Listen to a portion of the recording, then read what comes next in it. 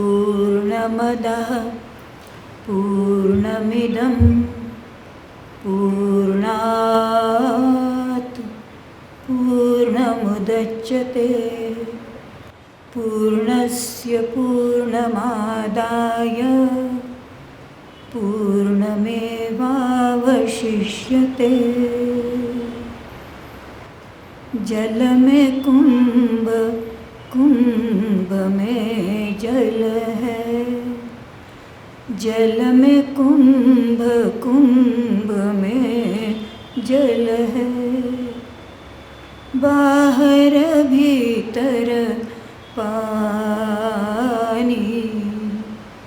जल में कुंभ, कुंभ में जल है।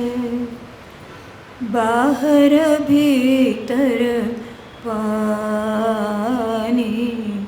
जल में कुंभ, कुंभ में जल है। फूटा कुंभ जल जल ही समाना। फूटा कुंभ जल जल ही समाना। ये पथ तह गए, ये तथ्य कह गए ज्ञानी। जल में कुंभ, कुंभ में जल है। जल में कुंभ, कुंभ में जल है। आदो गगना अंत गगना। आदो गगना अंत गगना। मध्ये गगना भारी। आदो गगना अंत गगना। मध्ये गगना भारी। कह कबीर करम विध लागे। कह कबीर करम विध लागे। आवागमन सिरानी। आवागमन सिरानी। जल में कुंभ, कुंभ में जल है। बाहर भीतर पानी। जल में कुंभ, कुंभ में जल है। फूटा कुंभ जल जल ही समाना। फूटा कुंभ जल जल ही समाया। ये तथ कह गए ज्ञानी। जल में कुंभ, कुंभ में जल है। बाहर भीतर पानी। पानी का आपने जिक्र किया। करुणा के पौनार के स्मरणों के साथ में अपने ससुराल के पास में भी जो नदी है और उस नदी के साथ की उसकी यादें, उसने जो लेख भी लिखा है उसमें भी उसका जिक्र किया हुआ है। अब मैं आमंत्रित कर रहा हूँ परंधाम आश्रम पौनार की शीला बहन को, आदरणीय शीला बहन को, जो करुणाताई के संस्मरणों से उनका बालपन हमारे सामने थोड़ा उजागर करेंगी। जैसे कि हम सब जानते हैं करुणाताई का पूरा बालपन विनोबा जी तथा पौनार आश्रम में बीता। उनका शिक्षा दीक्षा भी वहाँ हुई। तो जिस तरह का उनका व्यक्तिमत्व बना, जिस तरह के इंसान की एक अपेक्षा विनोबा जी ने समाज के सब लोगों से की, तो वो कैसे हुआ, तो उनके संस्मरणों को हमसे साझा करेंगी आदरणीय शीला बहन। प्रायः मृत्यु के साथ विषाद आता है और विशेष जब स्वजन का मृत्यु होता है तो कहीं न कहीं दिल में लगता ही है। कितना भी कहो कुंभ फूटा, जल में जल समाया, लेकिन एक वास्तविकता का सामना हम सब कर रहे हैं। फिर भी अपने शांत पलों में जब हम देखते हैं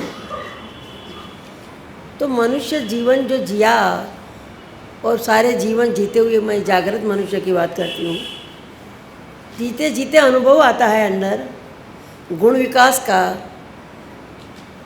अनुभव आता है, और उस प्रकार जीवन की अनुभूति का एक सुवास, एक मांगल्य वो वातावरण में फैलता है।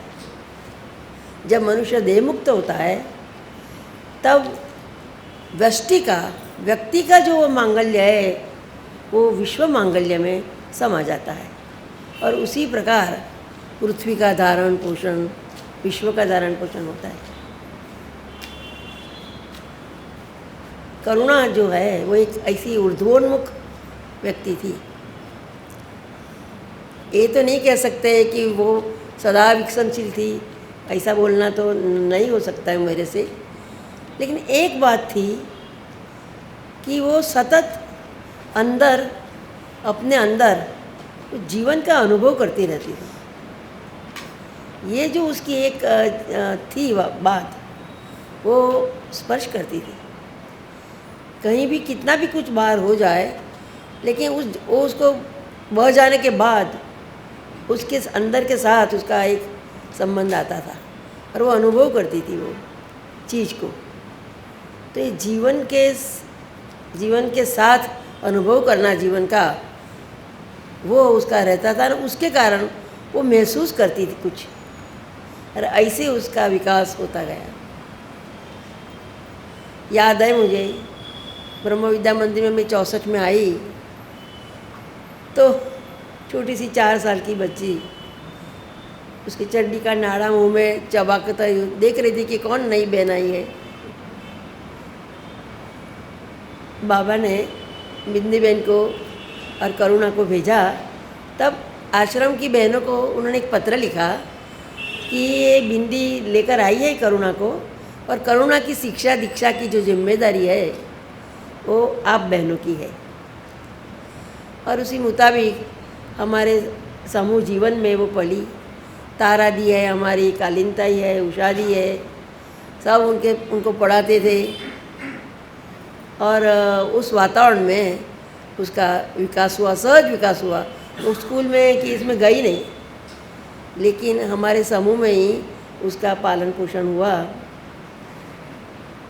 10 साल की थी तो उन्होंने मनी माउसी करके एक पुस्तक लिखा। अलबत्ते वो रामभाऊ की मदद से किया, लेकिन उसके अंदर एक अभिव्यक्ति का एक कौशल्य था।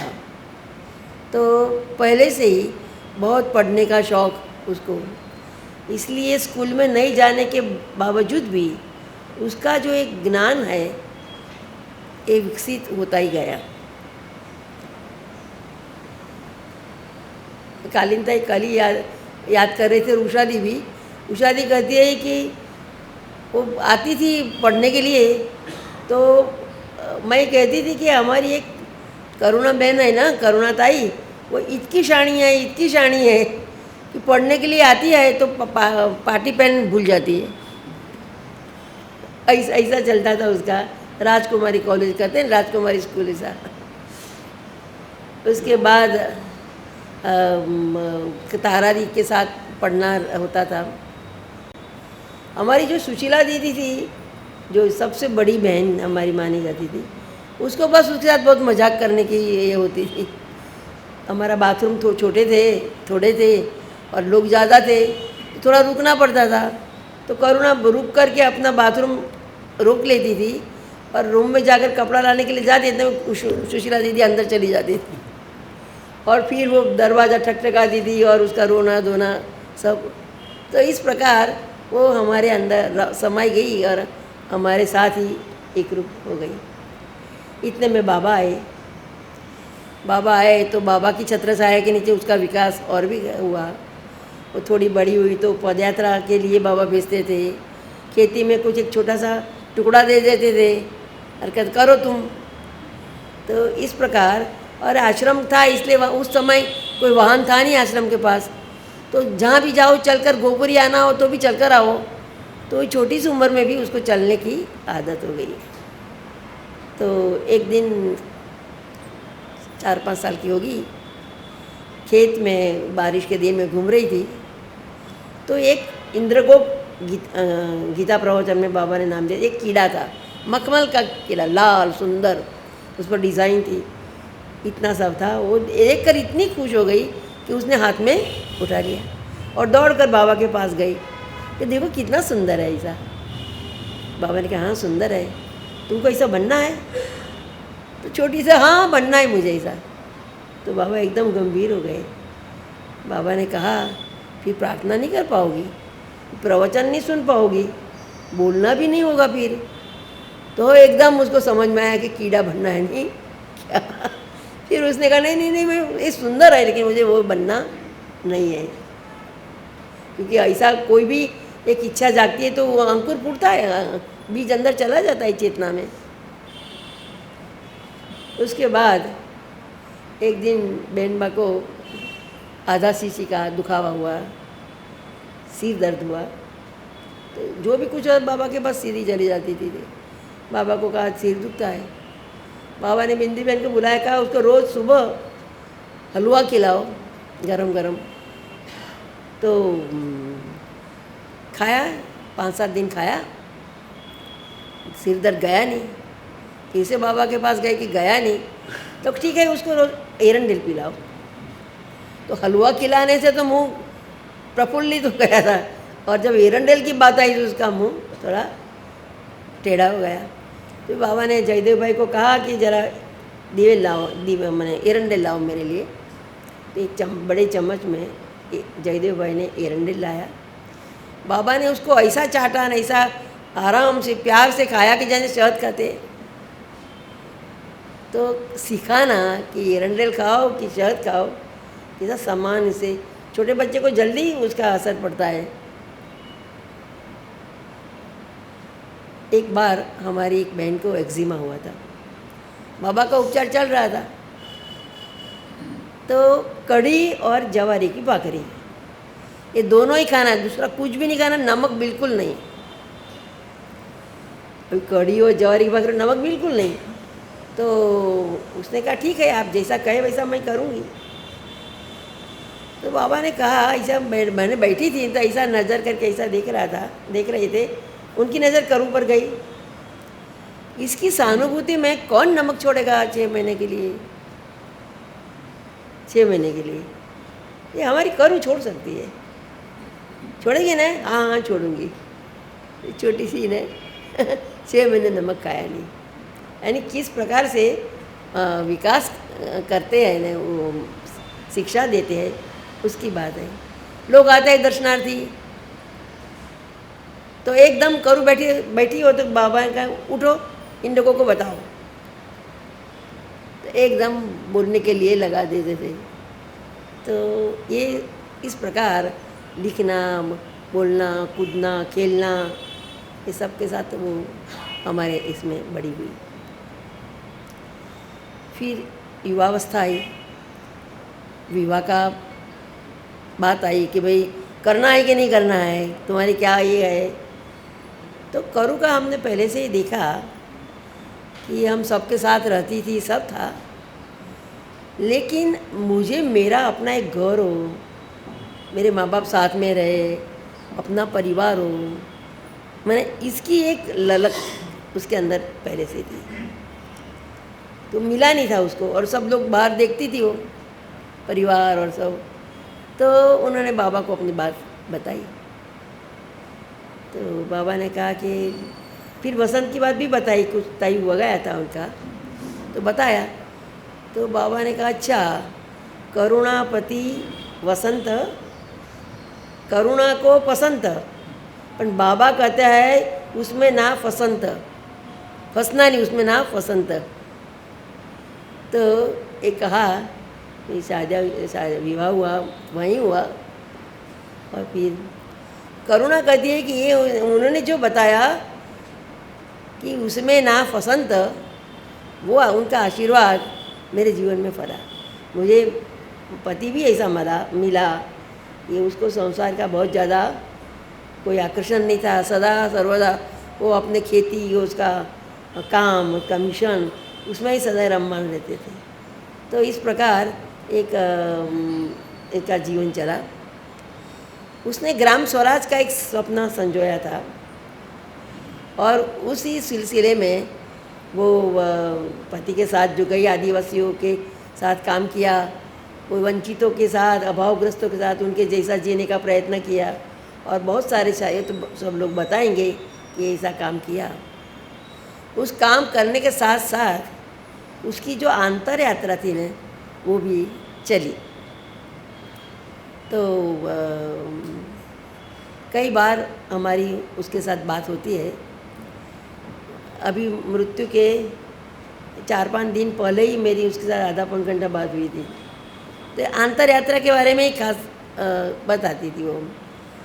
तो हमेशा कोई प्रश्न होता था तो मैंने उसमें एक देखा कि जैसे होका यंत्र होता है वो हमेशा ही उत्तर की ओर नज़र मैंने सुई जाती है, उस प्रकार करुणा में एक गुण था कि जब कोई प्रश्न आता था, ये शायद ये हमारी विवाह ज़्यादा जानती होगी मेरे से, तब उसकी जो दृष्टि थी वो समाधान कैसे हो उसकी ओर थी।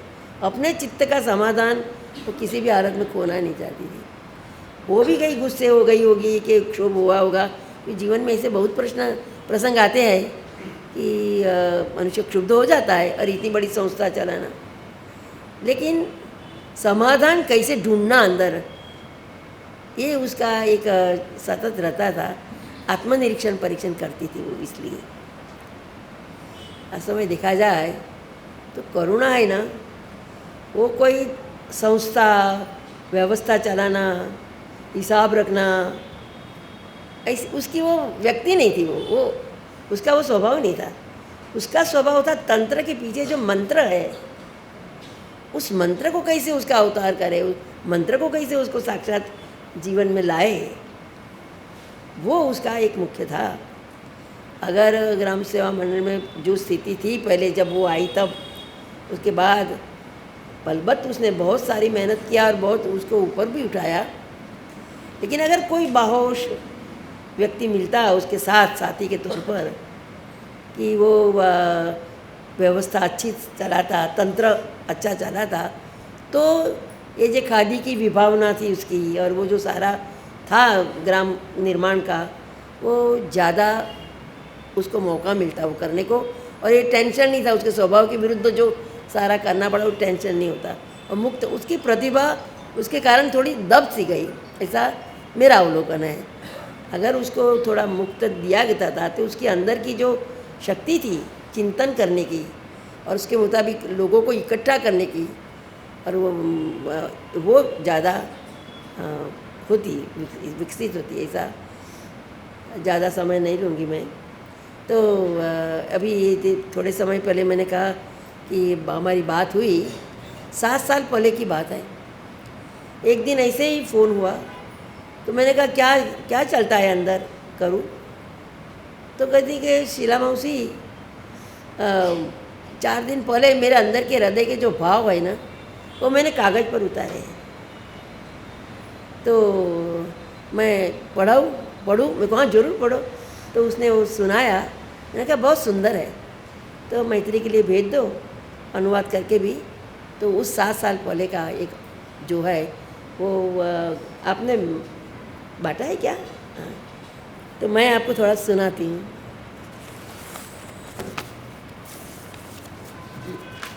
नहीं ये मैंने मीनू को, अरे वीनू को कहा था ना, सॉफ्ट करके मैंने दिया कविता। वो कविता है कि जो सबके पास होनी चाहिए, तो उसको अच्छा लगेगा। है क्या? कहाँ है? हाँ, सबको दिया हुआ है ना? हैं? दिया हुआ है, सब देखेंगे तो। सामने हिंदी का अनुवाद तो पढ़ने की जरूरत नहीं। हे विस्तीर्ण तापलेले वाळवंट, नि निष्पर्ण हा वृक्ष, त्याखाली उभी मी. हे विस्तीर्ण तापलेले वाळवंट नि निष्पर्ण हा वृक्ष, त्याखाली उभी मी. फांद्या फांद्याच्या सावलीतून गारवा शोधत वाट पाहते. हे वाळवंट सुपीक जमीन बनेल, वृक्षाला धुमारे फुटतील नि त्या सावलीत न्हाऊन निघेन मी. वाट पाहते. हे वाळवंट सुपीक जमीन बनेल, वृक्षाला धुमारे फुटतील नि त्या सावलीत न्हाऊन निघेन मी. पण निष्पन्न वृक्षाच्या फांद्या फांद्यातून जाणवणारा हा भासिक गारवा, निष्पन्न वृक्षाच्या फांद्या फांद्यातून जाणवणारा हा भासिक गारवा, तोही सोडून मला पुढे निघायचे, तोही सोडून मला पुढे निघायचे. हा वाळवंटातील निर्जन तप्त पायवाटेवरून, हा वाळवंटातील निर्जन तप्त पायवाटेवरून युगायुगापासून चाललेली ही मृगजळामागची दौड, युगायुगापासून चाललेली ही मृगजळामागची दौड आता थांबायला हवी. हा तप्त जळामध्येच अंतरीचा गारवा जाणवायला हवा. अंतरीचा गारवा, हा तप्त जळामध्येच अंतरीचा गारवा जाणवायला हवा. नि हा निर्जन पायवाटेवरील आपल्या सावलांच्या नादाच आपली साथ व्हायला हवा. नि हा निर्जन पायवाटेवरील आपल्या पावलांच्या नादाच आपली साथ व्हायला हवा. तो ये जो एक था कि इतने परिवार में रहते हुए, संस्था में रहते हुए, चारे बाजू लोकांत में रहते हुए भी वो अंदर अकेली थी. ये बहुत बड़ा भाग्य है कि मनुष्य अंदर बिल्कुल अकेला है, और उसी के कारण उसके जो एक हृदय विकास हुआ उसका स्पर्श होता है. तो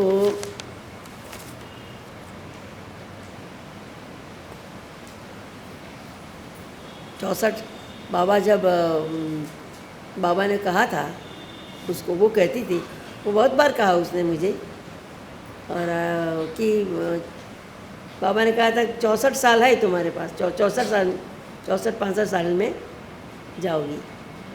छोटी थी तब बाबा ने उनको ऐसा कहा था. तो आज वो नीलू आई थी ना, वो नीलू ने याद दिलाया कि बाबा ने कहा था. तो उस प्रकार हमारे इससे देह मुक्त हो गई और हम सब में व्याप्त हो गई. उसकी एक आकांक्षा थी, वो कई बार हमारे सामने व्यक्त करती थी कि ब्रह्म विद्या मंदिर अने हमारा ही जो सारा हमारा अपना ही जो बृहद परिवार है, उस बीच में एक संवाद होना चाहिए. और मित्र मिलन होता है कि कुछ संगीति होती है क्या, तो मिलन के एक दूसरे के विचार एक दूसरे को मालूम होना चाहिए. और विनोबा कहते थे कि एक विचार की संगति निर्माण करना है हमें. तो छोटे छोटे काम करने के जो तरीके हैं उसमें जो थोड़ा बहुत फ़र्क होता है वो तो बहुत छोटी बात है, लेकिन जिस विचार के लिए हम ये काम करते हैं वो विचार एक संपूर्ण विचार, उसका संशोधन होना चाहिए. हम सब एक ही विचार के मानो के कुछ शेड अलग अलग होता होगा, लेकिन एक दूसरे का समझना और मिल करके जिस विचार के लिए हम हमारा जीवन खपा रहे हैं उसका संशोधन करके एक पूरे विचार, पूरा जीवन विचार जो ऋग्वेद उपनिषद के साथ उसे विवेद से शुरू होकर आज तक जो बापू बाबा और अनेक संतों ने जो विकसित किया है वो हमारे सामने स्पष्ट होना चाहिए. और कौन करेगा, हम नहीं करेंगे तो. इसलिए लगता है कि ये जो सारे लोग हैं जो हमारे हैं, जो सर्वोदय विचार से परिचित है, वो सब ऐसा आए, नज़दीक आए, एक दूसरे से प्रेम का संबंध बनाए. वाले प्रेम के बिना तो विचार का कोई यही नहीं है, और फिर साथ मिल करके करें। तो इस प्रकार का कोई उपक्रम होता है और उसका एक प्रभाव बनता है। तो मुझे लगता है कि प्रवीणा की करुणा की जो हृदय की इच्छा थी वो फलीभूत हो। सबको प्रणाम। सर्वोदय विचार और उस विचार के अनुकूल जीवन की अपनी प्रतिबद्धता के लिए क्या क्या प्रसंग रहे, और वो जैसे भाव उन्होंने अभी अभी के कुछ दिनों पहले व्यक्त किए, वो भी आदरणीय शीला बहन ने करुणा की उन रचना को अपने सामने रखा। चेतना विकास के संचालक अशोक बम, जिन्हें हम अशोक भैया के नाम से संबोधित करते हैं, मैं उन्हें आमंत्रित कर रहा हूँ कि करुणा के युवावस्था के सक्रिय सहभागिता और वैचारिक बैठक के लिए जयप्रकाश नारायण जी की जो तरुण शांति सेना के उपक्रम थे उससे जुड़े संस्मरणों को वो हमसे साझा करेंगे, और किस तरीके से सामाजिक और राजकीय भी भूमिका बनने में उसकी मदद हुई, ये हम उससे समझ पाएंगे। श्री अशोक बम। धन्यवाद अतुल। विचार से और काम से यानी कार्यक्रम से कमोबेश रूप में जुड़े हुए सब साथी और परिवार के लोग यहाँ हैं, और करुणा के जाने के बाद हम याद करना चाहते हैं कि उसके जीवन से हमें क्या समझने जैसी बातें हैं। मुझे बताया गया है कि लगभग 5 मिनट में बोलना है, तो वैसे काम कठिन है और मैं कोशिश करूँगा कि आयोजकों को मेरी तरफ से कोई परेशानी ना हो पाए। और करुणा के बारे में, जब करुणा उसकी किशोरावस्था में यानी 13 साल में आई, टीन एज जिसको बोलते हैं, उसकी शुरुआत हुई, तब मैं युवावस्था के मध्य में था और कभी सोचा नहीं था कि मेरे पहले करुणा का जाना होगा और उसकी सभा में मुझे बोलना होगा। ये बड़ा कोई सुखद अनुभव नहीं है, लेकिन यादों के स्मरणांजलि के समय एक सार्थकता महसूस होती है कि करुणा के साथ जुड़ाव काफ़ी लंबा रहा। वो किशोरावस्था में थी, तब मुझे याद है कि मैं दिल्ली में जो कृषि विज्ञान का पहले पढ़ाई और फिर उसके बाद काम कर रहा था, उस दरमियान से लेके उसके साथ मेरी बातचीत, वार्तालाप, संवाद, पत्राचार और मिलना होने लगा। आश्रम में जाता था, लेकिन वहाँ से लेके मुझे करुणा के साथ ज़्यादा दिलचस्पी लगने लगी। विनोबा ने कहा था कि इस आने वाले युग में और वर्तमान युग में भी 2 प्रमुख शक्तियाँ हैं, एक विज्ञान और दूसरा अध्यात्म। मैं महसूस करता था अंदर से कि करुणा को इस अध्यात्म के बारे में तो परिवेश में परिस्थिति काफ़ी संपन्न और समृद्ध है, उसके साथ साथ विज्ञान के बारे में भी करुणा को पर्याप्त और काफ़ी इनपुट्स मिलने चाहिए, जिस अवस्था में उम्र में अभी है वो। और इसलिए विनोबा की ही बात को, यानी विज्ञान और अध्यात्म की बात को, मुझे लगा कि मैं शायद इसमें थोड़ी मदद करूं, अपना योगदान दूं, करुणा को विज्ञान के दरवाजे भी अधिक खोलने में मेरी तरफ से कुछ हो सके तो अच्छा होगा। और उसके बाद कुछ साल हमारा काफ़ी दौर चला जिसमें करुणा को अनेक विज्ञान की किताबें दी, उसके बाद कुछ लेख दिए, कुछ कई बार चर्चाएं करते थे। और मुझे तब ध्यान में आया कि ये बहुत अच्छा संगम इस व्यक्ति के जीवन में हो रहा है। एक अध्यात्म की संपन्नता, समृद्धि और विज्ञान के बारे में गहरी समझ आने में मदद हो रही है। करुणा कभी बाहर की प्रचलित पाठशाला और स्कूल कॉलेजों में नहीं गई, लेकिन फिर भी विज्ञान की पढ़ाई में उसने जो दिलचस्पी दिखाई थी वो सराहनीय थी। और उसमें से मुझे लगता है कि आज हम उस जीवन में से ये बात मार्क करनी चाहिए कि ज़रूरी नहीं कि विज्ञान की पढ़ाई के लिए स्कूल कॉलेजों में ही जाया जाए।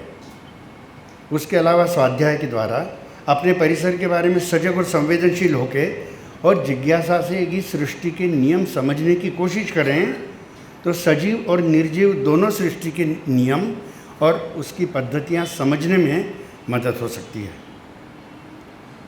करुणा के साथ आध्यात्मिक बुनियाद तो थी ही, विज्ञान की ये बुनियाद भी जुड़ी। बुनियाद कहने के बजाय ये महल खड़ा हुआ।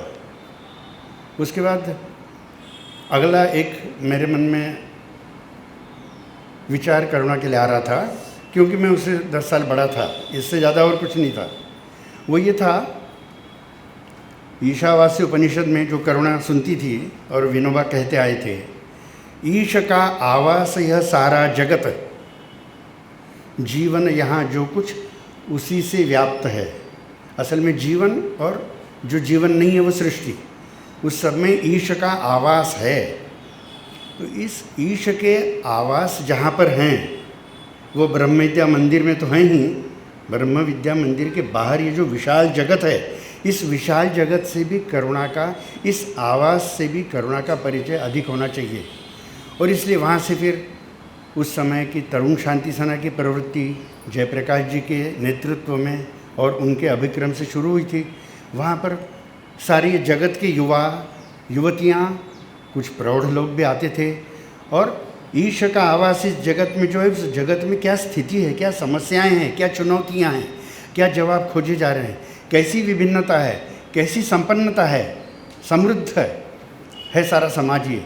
ये पहचानने में करुणा की यात्रा बड़ी तेज़ी से होने लगी। फिर कई तरुण शांति सेना शिविरों में वो आई और उसने देखा कि ब्रह्म विद्या मंदिर के केंद्र स्थान में रहते हुए भी, लेकिन बाहर ये सारे वर्तुल में ये जो दुनिया है, जगत है, इस जगत में बहुत कुछ सीखने जैसा और करने जैसा है। और तब मुझे लगा कि अब करुणा को इस तरह से एक रथ को 2 चक्के मिल गए हैं, आध्यात्म के और विज्ञान के। और करुणा के साथ जो बातचीत होती थी, कई बार विज्ञान के बारे में, कभी अध्यात्म के बारे में। मैं तो अध्यात्म कम समझता था, लेकिन मुझे लगता था कि एक नई शक्ति इन 2 रथों के पहियों के साथ आगे बढ़ने के लिए तैयार हो रही है। उसके बाद तरुण शांति सेना में रहते हुए करुणा ने कई उपक्रमों में भी सहयोग किया, सहभाग लिया, शामिल हुई। मुझे याद है कि बारिश के ही दिन थे, यहीं सेलू परिसर में, पवनार के पास में बुनकरों की बड़ी जमात है, समुदाय थी उस समय। और तरुण शांति सेना के माध्यम से हमने उस समय जो कष्ट करने वाले श्रमिक वर्ग के लोग हैं, उनकी समस्याओं को समझना, हो सके तो समाधान के लिए मदद करना और उनसे अपना समरसता हासिल करना। तो सेलू में बुनकरों की बड़ी जमात में एक कुछ मुद्दा ऐसा हुआ था जिनके कारण से उनको एक हड़ताल करनी पड़ी, असहयोग आंदोलन करना पड़ा। उस असहयोग आंदोलन के समय तरुण शांति सेना में जब चर्चाएं हो रही थी, हमने उस समय एक घोषणा बनाई थी, बुनकरों से नाता अपना। तो बुनकर, वैसे तो खादी के पार्श्वभूमि में बुनकर अति महत्व का एक सामाजिक घटक है, लेकिन खादी को अलग भी रख दें तो भी समाज का एक बहुत बड़ा महत्व का हिस्सा और एक सर्विस बुनकर देते हैं। तो उनकी क्या समस्या है, इस सब को समझें। तो सेलू में हमने तरुण शांति सेना का एक विशेष कार्यक्रम आयोजित किया, दिन भर उनके साथ रहे, उनके साथ उपवास किया। ये सब मैं तफसील में नहीं बताऊंगा। बताने की बात यह है कि करुणा अति संवेदनशीलता के साथ पवनार में रहते हुए सेलू के बुनकरों के साथ ये अपना रिश्ता बनाने के लिए बहुत अभिक्रम के साथ आगे आई। ऐसे कई प्रसंग हैं जिसमें एक जगह रहते हुए भी उसने समाज के साथ नाता जोड़ने के लिए अगुवाई की, शरीक हुई। तरुण शांति सेना शिविरों में आई, फिर विदर्भ, महाराष्ट्र, भारत, और बाद में तो वो तरुण शांति सेना के अलावा विदेश में भी गई। इन सब के साथ उसने जगत से नाता जोड़ा, जगत के लिए अपना योगदान दें और जगत से हम सीखें। ये विशेष बात थी। समय की मर्यादा में और बहुत बातें बतानी जैसी है, लेकिन मुझे लगता है कि करुणा और तरुण शांति सेना के बीच में ये जो एक अनोखा रिश्ता बना, उस कारण से एक नया अध्याय करुणा के जीवन में खुलने में मदद हुई। और ये सब करने के लिए हम लोग साथ में निमित्त भी बने। उसके बाद एक समय आया जब कई तरुणियाँ देश भर के अपनी शिक्षा पूरी करके वहाँ रुक कर उसके आगे नहीं पढ़ना है, और कई लोग ऐसे जो शिक्षा छोड़कर इस काम के लिए आगे बढ़े, समाज को समझें और समाज के लिए कुछ योगदान करें। उस काम में करुणा के मन में कोई पशोपेश होने की ज़रूरत ही नहीं थी। करुणा कभी स्कूल कॉलेज में गई नहीं थी, वो तो स्कूल कॉलेज के साथ असहयोग करके इस सारे परिवेश में सीखी। और उसने, मुझे लगता है एक बात बहुत खास की करुणा ने, मुझे सिर्फ उसके जीवन का जो खंड है, टीन एज से लेके उसकी युवावस्था, केवल उसके ही बारे में बोलना है, इसलिए वहाँ मैं अपने आप को सीमित करूँगा। एक बात अंत में इतनी लगती है कि करुणा स्कूल की दुनिया में, पाठशाला की दुनिया में कभी नहीं गई, लेकिन करुणा ने दुनिया की पाठशाला में बहुत सीखा और दुनिया की पाठशाला में काम किया।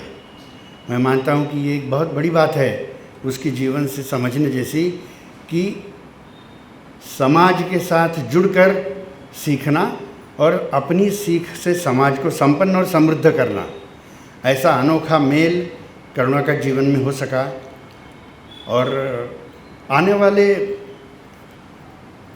इस समय में हमको ये शायद इसमें से सोचने वाली बात है, जितना हम पाठशाला पर, प्रचलित शिक्षा पर, स्कूल कॉलेजों पर जोर दे रहे हैं, वो कितना सही है, कहाँ रुकना चाहिए और कहाँ हमें सही शिक्षा के मौके खड़े करने चाहिए, चाहे वो ब्रह्म विद्या मंदिर जैसी जगह रहते हुए हमारे परिवारों में हो या तो हमारे परिवेश में हो। इसके बारे में पालक और समाज जितना अधिक जागृत होगा, उतने ऐसे पाठशाला की दुनिया में न जाते हुए लेकिन दुनिया की पाठशाला में सीख के अपने आप को समृद्ध करने वाले और दुनिया को समृद्ध करने वाले लोग अधिक आगे बढ़ सकेंगे। धन्यवाद। जैसे कि शीलाताई ने करुणाताई के वैवाहिक प्रसंग का जिक्र किया कि वसंत भाऊ को पसंद किया उसने, पर विनोबा जी ने कहा कि उसमें मैं नहीं फंसूंगा। एक महिला का, विशेष रूप से भारतीय महिला का, अपने परिवार में जाकर फिर वहाँ अपने व्यक्तित्व को विकसित करना, अपना परिचय बनाना, ये सामान्य बात है। शादी के बाद मध्य प्रदेश से लगा हुआ एक आदिवासी क्षेत्र, महाराष्ट्र का अमरावती का रवा, जहाँ पे उन्होंने श्रमजीवी कृषि की निष्ठा के साथ अपनी कृषि आधारित जीवन पद्धति को स्वीकारते हुए, उसमें सारे श्रम करते हुए भी वहाँ की सांस्कृतिक, सामाजिक और राजकीय क्षेत्र में भी अपनी दखल रखी, अपना प्रभाव दिया, और उससे वहाँ के गांव के चरित्र में बदलाव का एक बहुत अच्छा नमूना देखने को मिला। चाहे वो शराबबंदी का हो या फिर जो आठौड़ी बाज़ार कहते हैं, सप्ताह में जो बाज़ार लगता है, जिसमें अधिकांश समय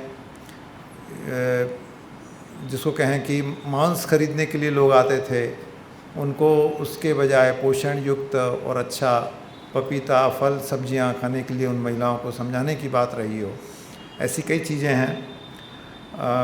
यहाँ आज अविनाश साहू जी हमारे बीच होने वाले थे, तो करुणाताई के इस चरण के बारे में बात करने के लिए मैं वीणाताई को आमंत्रित कर रहा हूँ, जो उनकी काफ़ी जीवलग मैत्रीणपण राहिलेलं आहे। वीणाताई न्यायाधीश रही हुई हैं और अमरावती से हैं। मैं उनको निवेदन करता हूँ कि करुणाताई का अमरावती में रहते हुए सांस्कृतिक, सामाजिक और राजकीय क्षेत्र का जो उपक्रम थे, उनके संदर्भ में वो हमसे साझा करें। वीणाताई। करुणा या नावाचंच म्हणजे जरी डोळ्यांनी पाहिलं असलं, कदाचित बुद्धीलाही ते माहिती आहे की करुणा आज या जगात नाही आहे, पण अजून मन हे ॲक्सेप्टच करत नाही आहे की आपण म्हणजे आज करुणा आपल्या सभोवताली नाही आहे म्हणून. तसं करुणाचा माझा परिचय खूप आधीचा आहे, म्हणजे आम्ही खूप सुरुवातीला वरुडला एका मीटिंगमध्ये भेटलो होतो, तेव्हा म्हणजे करुणाचं लग्नसुद्धा व्हायचं होतं. तेव्हा फक्त इतकंच माहिती पडलं की ही एक मुलगी, करुणा नाव आहे तिचं, पवनारहून आली आहे आणि विनोबाजींच्या आश्रमाची आहे. त्यानंतर फारशी काही भेट झाली नाही. मग ती वसंतभाऊंच्या जीवनात आली. रवाळा गाव हे आमच्या गावापासून फार जवळ असल्यामुळे कधीतरी मी जात असे करुणाकडे. पण माहिती नाही या सगळ्या ह्याच्यात करुणा कधी अशी वेगळी वाटलीच नाही, म्हणजे माहिती नाही, पण खूप आपलंसं वाटायचं. आणि म्हणून मी बरेचदा जायची जेव्हा केव्हा वेळ मिळेल तेव्हा. मध्यंतरीच्या काळात ती पण तिच्या आयुष्यात व्यस्त झाली, मी पण माझ्या कामात व्यस्त झाली. आणि एकदम 2016मध्ये मला थोडंसं फुरसत मिळाली असं म्हणायला लागतं. आणि एक दिवस सहज आठवलं, मी करुणाला फोन केला. म्हटलं, करुणा मी काय करू? ती म्हणाली, ये गोपुरीला आपण काहीतरी करू. आणि मी वर्धाही पाहिलं नव्हतं, गोपुरी तर नाहीच नाही. आणि मी आपली वर्धेच्या बसमध्ये बसते आणि मग इथे आल्यावर विचारला, तर कसं येऊ गोपुरीला? आणि आले. फारसं काही मी करू शकले नाही, म्हणजे आम्हाला खूप असं वाटत होतं की काहीतरी करावं, पण माहीत नाही, मार्ग नाही सापडला. पण माझं येणं मात्र खूप वाढलं गोपुरीला. सारखे यायचे मी, सारखी यायची. करुणा कामात व्यस्त असायची, तर कधीतरी मी काहीतरी वाचत बसायचे. आणि या 2016पासून तर आजच्या काळापर्यंत करुणाला मी जे पाहिलं आहे, म्हणजे मला कधीतरी बोलताना असं होतं की करुणा म्हणाली, माझ्याकडे 1ली पासचं सर्टिफिकेटसुद्धा नाही आहे. आणि मी विचार करत होते की करुणाने कधीच कुठल्या गोष्टीला नाही म्हटलं नाही, किंवा करुणाला काही अडलं आहे असं कधीच मी पाहिलं नाही. म्हणजे मलाच उलट म्हणावं लागायचं की अगं मी हा कायदा वाचलेला नाही आहे करुणा. पण तिला मात्र माहिती असायचा. तिला कायदा माहिती असायचा, त्या संस्थेच्या निमित्ताने येणारे सगळे प्रश्न माहिती असायचे. कुठल्याही विषयावर काहीही असो, साहित्याचा विषय असो, ती पुन्हा जास्तच तिचं वाचन असायचं. मग म्हणायचं, करुणा आता माझं वाचन कमी आहे.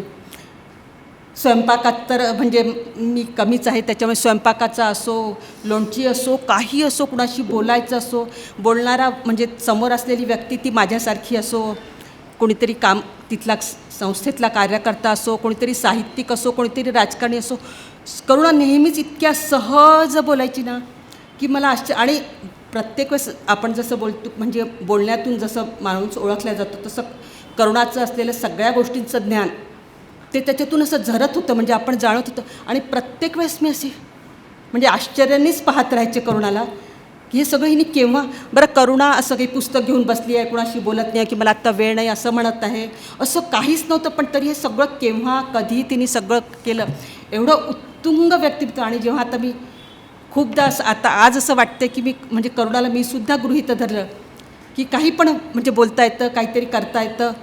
आणि करुणा जो सगळ्या प्रश्नांची उत्तर असतात, सगळ्याचं ज्ञान असतं, सगळं असतं. शाळेत शिक्षण नाही झालं म्हणून सुद्धा, पण सगळ्या भाषांचं ज्ञान असतं. आणि आज असं वाटतं की अरे बापरे, करुणाला हे पण माहिती होतं, हे पण माहिती होतं. म्हणजे कशावरही बोललो तरी करुणा नेहमीच बरंच तिला माहिती असायचं. म्हणजे खूपच नाही, माझ्या शब्दांमध्ये तर बांधता येणारच नाही तिला. खूपच उत्तुंग व्यक्तिमत्व पाहिलं मी करुणाचं. मी 6 वर्षातच जास्त पाहिलं, पण नाही सांगता येत. म्हणजे मला असं म्हणजे शब्दांमध्ये बांधता येत नाही, माझ्या विचारांमध्ये बांधता येत नाही, असं खूपच वेगळं, खूप थोर व्यक्तिमत्व पाहिलं मी. आणि इतक्या सहज सगळ्यांशी बोलायची, तितक्याच प्रेमाने बोलायची.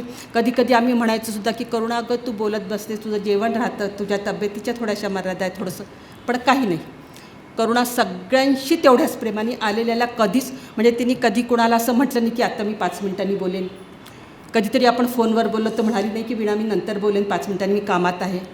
कायमच म्हणजे करुणा नेहमीच अवेलेबल आहे, असं नाही सांगता येणार मला. पण हे सगळं पाहून आज असं वाटतं की नाहीच ओळखू शकले, म्हणजे ओळखू शकले म्हणण्यापेक्षा काहीच नाही समजलं. आणि आता जाणवते की म्हणजे सगळ्यांचाच खूप मोठा लॉस आहे हा, न भरून निघणारा आहेच. हे पेलवायलाही इतकं कठीण आहे ना, म्हणजे प्रत्येकाच्या ह्याच्यात करुणा म्हणजे वेगळंच स्थान असेल, अर्थात तिच्या घरच्यांच्या ह्याच्यात वेगळं, आपल्या ह्याच्यात वेगळं, पण तरी प्रत्येकाला कुठेतरी एक मोठा लॉस झाला असं वाटतं आहे. आणि हे पेलवणं फार कठीण आहे. अर्थात काळाच्या ओघात आपण जे काही होईल ते होणारच आहे, पण नाही सांगता येणार आता. ठीक आहे, मी असं म्हणेन की करुणाच्या घरच्या लोकांना आपल्या सगळ्यांनाच हे सहन करण्याची शक्ती देवो. ओम शांती. किशोर भाऊ इथे आलेले आहेत, डॉक्टर किशोर मोघे. मी त्यांना इथे आमंत्रित करतो आहे. मला साधारणतः करुणाताईंविषयी सुरुवातीची एक गोष्ट आठवते आणि ती आजही ती आमच्या मनात आहे. आमचे काही मित्र जे आहेत, मधुकर धस, रणजित बोबडे, अविनाश शिर्के, विजय कडू आणि आणखी आमचे 4-5 मित्र, आम्ही पती आणि पत्नी असं दोघेही आम्ही हे सर्व कुटुंब आम्ही रवाड्यामध्ये गेलो होतो. त्याच्यापूर्वी आम्ही 2-3दा जाऊन आलो रवाड्यामध्ये आणि मग आपण कुटुंबासहित जायचं असं सर्वांच्या मनामध्ये होतं आणि मग सगळे मिळून आम्ही ठरवलं आणि रवाड्याला गेलो. त्यावेळेस करुणाताई, वसंतभाऊ, त्यांची छोटी मुलं त्या ठिकाणी होती. एक वेगळा आनंद त्या परिसरामध्ये स्वतःला वाटायचा प्रत्येकालाच. त्याचं एक वेगळं आकर्षण होतं. वसंतभाऊ आणि करुणाताईंचं तर होतंच, पण तिथलं जो काही परिसर आहे त्या परिसराचंही एक वेगळं आकर्षण त्यावेळेस होतं. आणि मग करुणाताईंशी आम्ही मध्ये एकदा सहज बोललो होतो की आपण पती आणि पत्नी यांचं एक संवाद शिबिर घ्यावं. आणि त्याच्यासोबतच मग आम्ही डॉक्टर अविनाश सावजी जे आहे अवी, तर त्यांच्याशी आम्ही बोललो आणि त्यात दोघांनाही असं खूप बरं वाटलं की आम्ही सर्वजण म्हणतो आहे की आपण त्या ठिकाणी पती आणि पत्नीचं एक संवाद शिबिर घ्यायचं आणि तेही निवासी आणि 3 दिवस. आमच्या मनामध्ये खूप उत्सुकता होती की अशा प्रकारचं पती आणि पत्नीमधला जो काही संवाद आहे, हा संवाद कसा चांगला होऊ शकेल, कसा समाधानकारक होऊ शकेल आणि हा संवाद शिबिर जे आहे हे कसं होईल याची जरा प्रत्येकाच्या मनात एक वेगळी उत्सुकता होती. आणि 3 दिवस आम्ही त्या ठिकाणी गेलो आणि तिथे एक नवीनच घर तयार झालं होतं. तिथे एक छोटा नाला आहे, त्याच्या मागच्या बाजूला बांबूवन आहे आणि तिथे एक नवीन भिंतीचं असं मोठ्या मोठ्या भिंतींचं घर होतं. खाली फरशी नव्हती, तिथे खाली तणीच टाकलं होतं. तणसावरती आपला गोणा होता आणि त्याच्यावरच्या मग आपल्या चादरी. फार एक वेगळं असं वातावरण होतं. आणि ते जे काही संवाद शिबिर चाललं 3 दिवस, सकाळी पहाटेपासून तर रात्रीपर्यंत, स्वयंपाक पाणी सगळं अगदी घरच्यासारखंच सगळ्या गोष्टी होत्या. आणि करुणाताईंनी खूप चांगल्या प्रकारे ते शिबिर हाताळलं. आम्ही त्यावेळेस सगळेच नवीन लग्न झालेले होतो आम्ही कुटुंब. आणि तिथे मग बऱ्याचशा गोष्टी यायच्या पुढे आमच्या, कधी आपल्या पतीकडून, कधी पत्नीकडून, आणि त्याला व्यवस्थितपणे, अतिशय व्यवस्थितपणे करुणाताईंनी हाताळलं आणि आम्हाला खूप मार्गदर्शन केलं. त्याच्यानंतर आम्ही ज्या प्रकारे प्रवास करत राहिलो भविष्यामध्ये आणि मध्ये मध्ये भेटत राहिलो, तर प्रत्येक वेळेस ही आठवण नक्कीच करुणाताईच्या पुढे निघायची. आणि करुणाताईला भेटलं की आम्हाला ती आठवण नक्कीच व्हायची ती, आणि आम्ही आनंदानं त्याच्यामध्ये बोलायचो.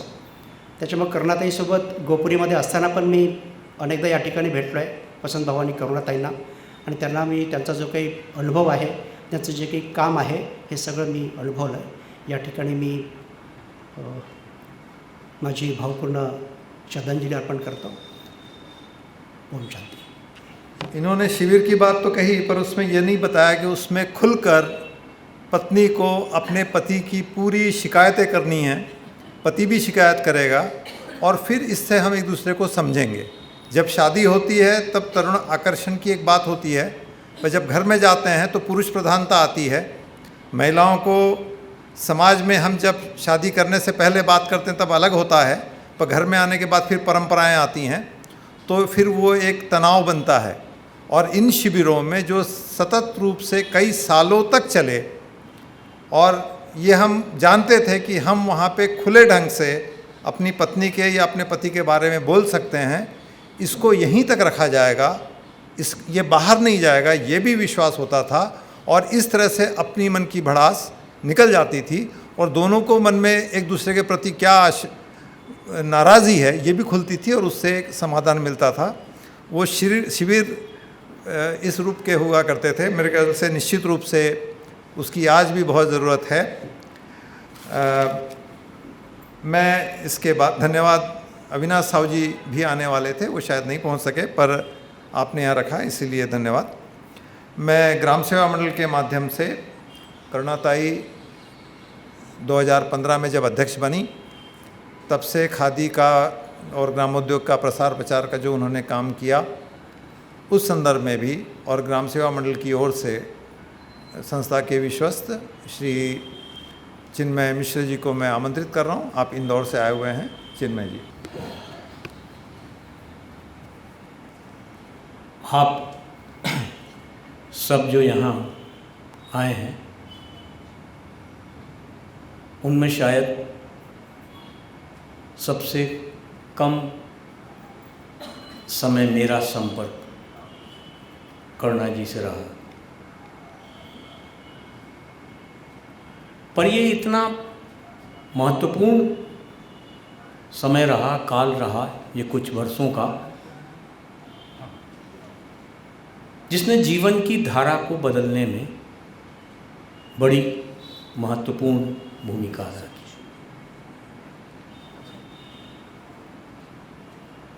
शुरुआत में हमने भजन में सुना, पूर्ण में से पूर्ण निकल के पूर्ण बच रहता है। करुणाताई भी यहीं कहीं है, पूर्ण थी, पूर्ण है, पूर्ण बची रहेंगी, आप में, हम में, सब में, उनके काम में। उनका जो पूरा जीवन जब हम अभी सुन रहे हैं, उस यात्रा को सुना शुरुआत से अब तक, एक रोमांच सा हम सब में होता है। जब कोई व्यक्ति चला जाता है तो हमें लगता है कि हमसे क्या छूट गया, क्या चला गया। तब तक शायद हम महसूस नहीं करते। यहाँ ये भी समझ में आता है कि शिक्षा और साक्षरता में क्या फ़र्क है। करुणाताई शिक्षित थी, हम जैसे लोग साक्षर हैं। तो ये जो बात है, जो हमारे आसपास हम महसूस नहीं करते व्यक्ति के रहते, ये एक बड़ी विडंबना है। करुणाताई से हमारा जो जुड़ाव हुआ, हमारा सरोज का, दोनों का, वो मूलतः कपड़ों का जुड़ाव था, खादी का जुड़ाव था, जो बढ़ता गया। और उसके पीछे एक जो सूत्र वाक्य था वो विनोबा का था। विनोबा कहते हैं कि हमारे सर्वोदय दर्शन में खादी का अनूठा स्थान है। हमें ये मान लेना चाहिए कि यदि हम 1001 अन्य कार्य सफलतापूर्वक कर लेते हैं परंतु खादी के काम में असफल हो जाते हैं, तो हमारा गांधी के दर्शन के पालन करने का दावा अर्थहीन हो जाता है। और इसके निहितार्थ यही है कि हमने पराजय स्वीकार कर ली है।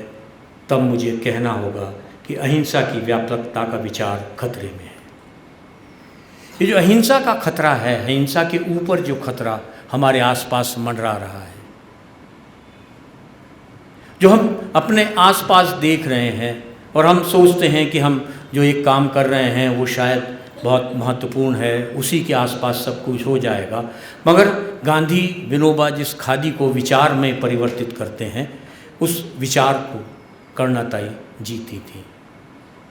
और शायद जुड़ने का एक बड़ी वजह ये भी है कि ये हमको मानना पड़ेगा कि अगर खादी बचेगी तो ये दुनिया बचेगी, अगर खादी नहीं बचेगी तो ये दुनिया नहीं बचेगी। ये दो अलग चीज़ें नहीं हैं। इसलिए उनके साथ जुड़ाव होता रहा। खादी को लेकर के जो उनके मन में एक किस्म की ललक थी, जो वो देख रही थी, और जो ग्राम सेवा मंडल में धीमे धीमे पिछले 5-6-7 सालों में एक नए किस्म की ऊर्जा आई है काम को लेकर के, खासकर कपड़ों में, बाकी सब में। जो उनको हम आसपास देखते थे, हम सब तरफ देख रहे हैं कि लोग हाथ टेक देते हैं कि नहीं, अब तो ये हमसे नहीं होगा।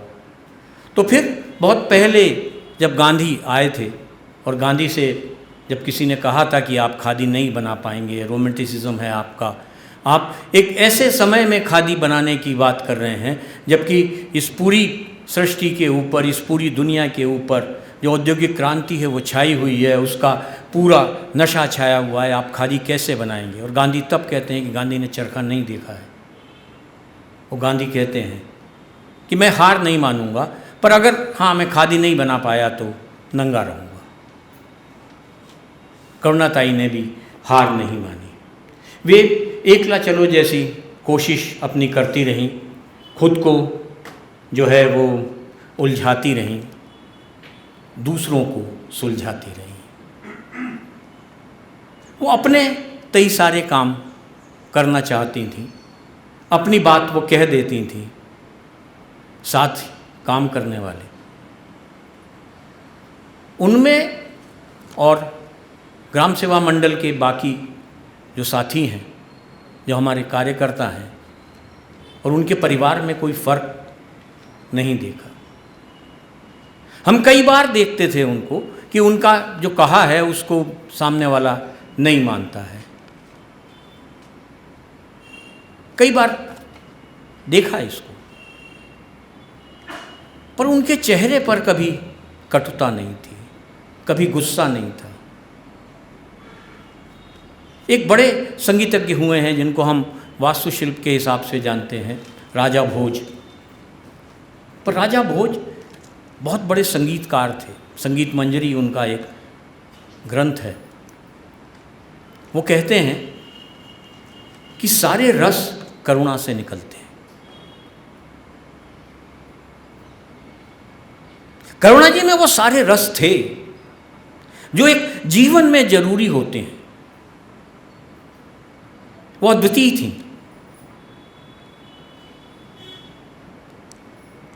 जिन रसों की आप कल्पना करते हैं कि एक व्यक्ति में होना चाहिए, वो उनमें थे।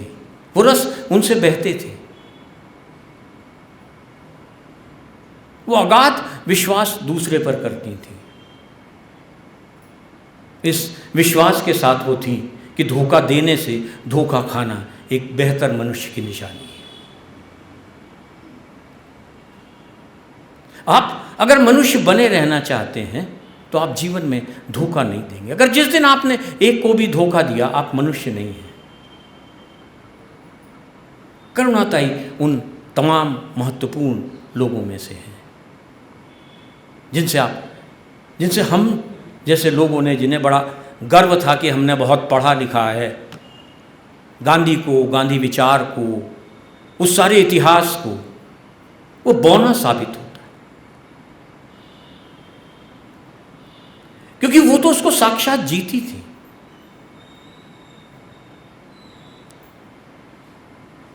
हम बैठे हैं, एक साड़ी उनको बहुत अच्छी लगी, किसी ने दी थी, वो साड़ी लेके आई, देखो मेरे को ये साड़ी किसी ने दी है।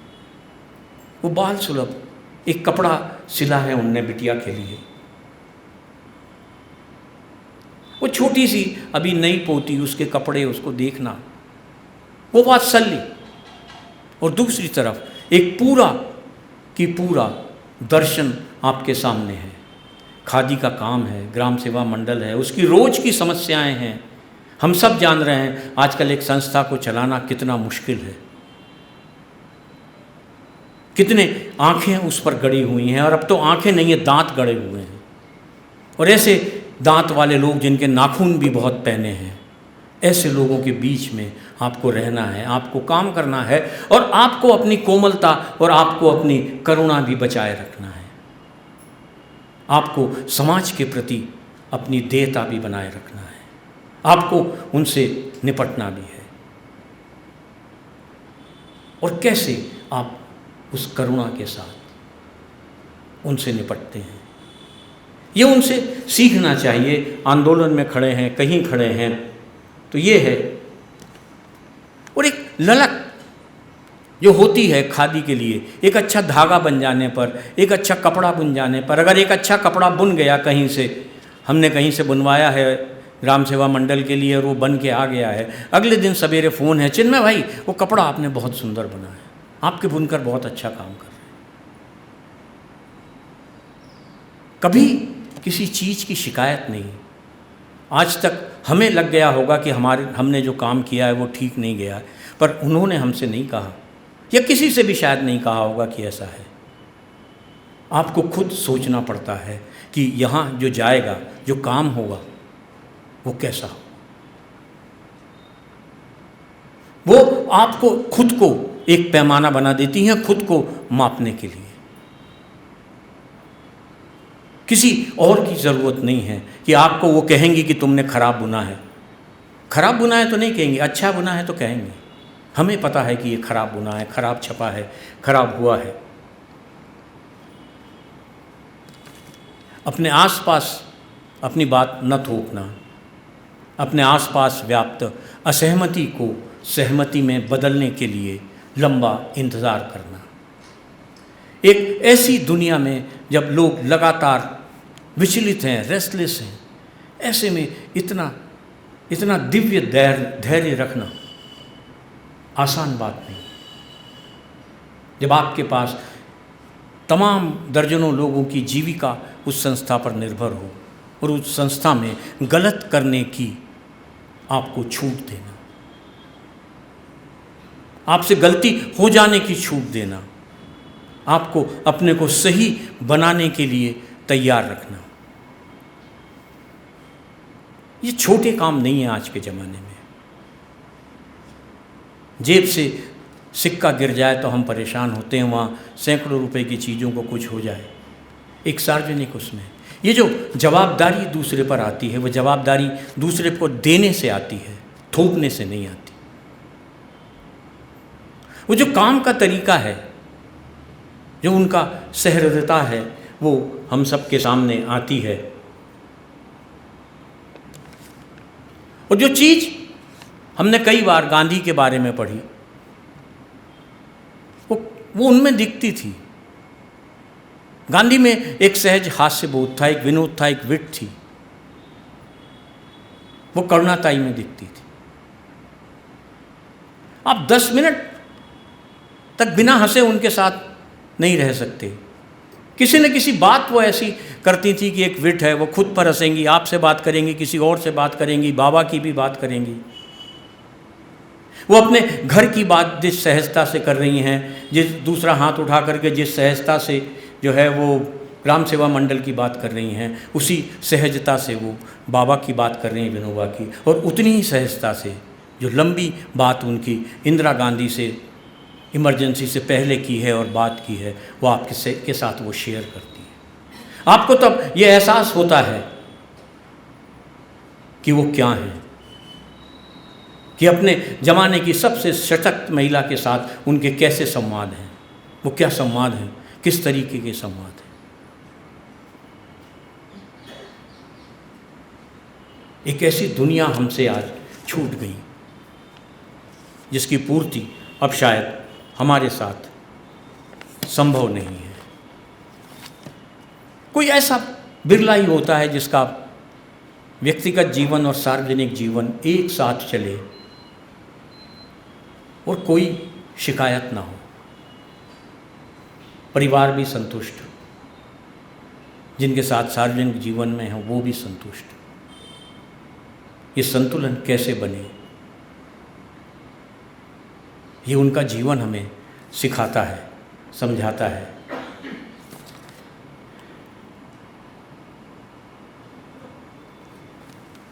विनोबा कहते थे, अगर आप सार्वजनिक जीवन में हैं और आपके बच्चे, आपका परिवार वो कार्य नहीं करता है, तो मैं कहूँगा कि आप निसंतान हैं, आप निपूते हैं। ताई ने उसे शायद जीवन का एक ही ब्रह्म वाक्य बनाया। ऐसा अनूठा, ऐसा सुंदर परिवार आपको कहीं शायद देखने को न मिले। ऐसा संगम, ऐसा अद्भुत, ऐसा सुंदर संगम उनके एक घर में, एक पुराने से कच्चे से मकान में आपको मिलता है। वो सुख, वो घर जिसमें एक भी चीज अतिरिक्त नहीं है, और एक भी चीज कम नहीं है। यह महसूसियत होना ये साधारण बात नहीं है। सब कुछ है उसमें, कुछ भी कम नहीं है। कभी उनके मुंह से नहीं सुना कि हमारे पास ये नहीं है या हमारे पास ये होना चाहिए। जीवन में जो होना चाहिए वो सब करुणाताई के पास था। एक अपना निजी परिवार, एक सार्वजनिक परिवार। निजी परिवार में प्यार करने वाले, सार्वजनिक परिवार में प्यार करने वाले, उनको चाहने वाले, उनसे चिढ़ने वाले, उनको पूजने वाले, ऐसा अद्भुत संगम आपको शायद ही कहीं और मिले। गांधी भी 2 मीटर कपड़ा पहनते थे पर रोज सूत काटते थे। उन्हें लगता था कि जिस दिन सूत ना काटा उस दिन कोई पाप हो जाएगा। ताई ने भी अपना जीवन, करुणा जी ने भी अपना जीवन शायद वैसे ही बिताया। जिस दिन वो खादी के बारे में न सोचे शायद पाप हो जाए। एक ऐसा संपूर्ण जीवन हम सब के बीच से चला गया जिसकी हम लोग कल्पना करते हैं, और हम शायद बहुत सौभाग्यशाली लोग हैं जो अपने जीवन में एक ऐसे परिपूर्ण व्यक्ति को जी पाए। बसंत दादा को, वीनू को, बिटिया को, चिन्मय को, आपको, हम सबको उनकी कमी हमेशा रहेगी, पर दूसरी तरफ वो हमेशा हमारे साथ रहेंगी। आप सबको बहुत बहुत नमन। माझगांव परिवार से अपनी भावना व्यक्त के लिए गुजरात से हमारे बीच माइकल भाई आए हैं। उनकी ट्रेन है, इसीलिए मैं ज़रा उन्हें पहले आमंत्रित करता हूं। करुणा को याद करना है, इसलिए गलत नाम लिया फिर भी कोई हर्ज नहीं है। मेरा नाम आनंद है। करुणा अपने बचपन की एक लड़की जो हमारी बड़ी बहन हुआ करती थी, वो आगे चल के बड़ी बहन के नाते हम लोग बाबा कुटी के सामने, शीला बहन को शायद याद ना हो, बाबा कुटी के सामने बाबा को सुलाने के बाद हम लोग सब लंगड़ी खेला करते थे। तो वो बड़ी बहन आगे चल के हमारी, जिससे विचारों का बहुत आदान प्रदान हो सके, वैसी मित्र बन गई। और मित्र जो बनी, हम में से कईयों का ये तजुर्बा होगा कि मित्र बनाने का श्रेय करुणा को जाता है, न कि शायद किसी और को। मेरे किस्से में तो ज़रूर मित्र बनाने का श्रेय करुणा को ही जाता है। एक अद्भुत परिपक्वता, मैच्योरिटी जिसको कहेंगे, और अपने बारे में आईना देखने की हिम्मत, ऑब्जेक्टिविटी, ये करुणा से मैंने सीखी है, हमेशा देखी है। आईना देखने में एक बड़ी हिम्मत लगती है, और वो उसको देखते देखते मैंने तो सही में सीखी है। किसी एक चीज़ का वर्णन हो सकता है, लेकिन उस वर्णन में से कुछ तत्व निकालने का एक स्किल बहुत कम लोगों में होता है। वो करुणा में शायद स्कूल में नहीं गई, इसलिए किसी और तरह का कंडीशनिंग नहीं हुआ, इसलिए मैं मानता हूँ कि करुणा में किसी चीज़ का तत्व पकड़ना, उसको परिप्रेक्ष्य में देखना, फिलोसॉफिकली उसको देखना, ये अद्भुत गुण करुणा में था। उसने कभी मुझसे करियर एडवाइस, पेशा पसंद करने का मशवरा नहीं लिया। वो मशवरा अगर लेती मुझसे तो मैं उससे कहता कि तुम प्रवक्ता बन जाओ। सिर्फ जो कर रही है उसकी प्रवक्ता नहीं, उसमें ये क्षमता थी कि किसी भी बात का प्रवक्ता वो बन सकती थी। तो पेशा पसंद करना होता तो मैं उसको स्पोक्स पर्सन, प्रवक्ता बनने का मशवरा देता। लेकिन उसका नसीब शायद ही अच्छा है कि उसने मुझसे करियर एडवाइस नहीं ली, और सिर्फ जो करती थी उसमें वो बात कहती थी, अनुभूति से कहती थी। जो व्यक्ति खोज करती हो, खोजी व्यक्ति हो, अनुभूति उसका सबसे बड़ा ध्येय हो और उस अनुभूति से एक विकास यात्रा, विचार यात्रा, अंतर यात्रा हो, उसकी ज़िंदगी का एक उत्सव ही हो सकता है। और ये हमको शायद विनोबा जी ने भी सिखाया कि आखिरी दिन का उत्सव ही होता है। और इतना बड़ा परिवार, एक परिवार का एक हिस्सा यहाँ पर हो, विदाई का दिन, साथ लाने का दिन होता है, ये हम सब लोग महसूस करते हैं। उसमें से थोड़ी बहुत हिम्मत हम लोगों को मिलती है। मैं ये मानता हूँ कि जाने वाली व्यक्ति का पुनर्जन्म होता या ना हो, लेकिन महसूस जो हम लोग करते तो हमारा पुनर्जन्म ज़रूर होता है, ये मैं महसूस करता हूँ। जो सिखाता है तो पुनर्जन्म में मदद करने के लिए करुणा के सामने सर झुका के मैं विदाई लेता हूँ। धन्यवाद। खून के रिश्तों से भी कई बार वैचारिक और भावनिक रिश्ते अधिक दृढ़ होते हैं, और इसका एक हम सब के सामने जो उदाहरण है वो करुणा और जाजू परिवार का है, विशेष रूप से उल्लास भैया का। सारे दुनिया जहान की बातें वो उल्लास भैया से किया करती थी, कोई विषय नहीं छूटता था, रोज़ बात होती ही थी। कई बातों में तीव्र असहमति होती थी, बावजूद इसके संवाद और स्नेह दृढ़ ही होता गया। मैं उल्लास भैया को यहाँ आमंत्रित कर रहा हूँ। उल्लास भैया। आज गुण स्मरण की घटिका है। पहला गुण क्या नजर आता है? उसका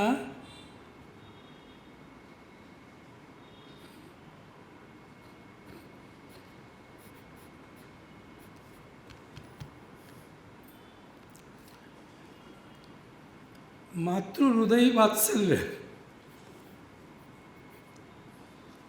क्या मतलब उसका? कोई लात भी मारे तो अपने पेट में संभाले। परस्पर सौहार्द यह मनुष्य जीवन का प्राण तत्व मानने वाली करुणा। उपरोक्त गुण निजी परिवार में तो था ही, मित्र परिवार के बृहद कुटुंब में भी था, संस्थाओं के कार्यकर्ताओं के साथ भी था। उसकी अंत यात्रा में पहुंचे साथियों पर से उसके लोक संग्रह को भांपा जा सकता है। करुणा के वात्सल्य धर्म की परीक्षा उसकी संस्था में हुई। विचारों को मूर्त रूप देने के लिए ग्राम सेवा मंडल बनी थी, मात्र कालानुरूप संस्था में चार दीवारी उभर पड़ती है। संस्था यम प्रधान या कर्तव्य प्रधान बनी नहीं रहती, नियम प्रधान बन जाती है। संकेतों से काम नहीं होते, आदेशों से किए जाते हैं। नियम न पाले गए तो दंड होते हैं। रिश्ते औपचारिक होने लगते हैं। कार्य कुशलता की होड़ में परस्पर सौहार्द बनाए रखना एक टेढ़ी खीर बन जाती है। करुणा ने ग्राम सेवा मंडल को आपत धर्म के रूप में स्वीकारा था। संस्था में उस समय कार्यकर्ताओं में और संचालकों में संघर्ष का माहौल था।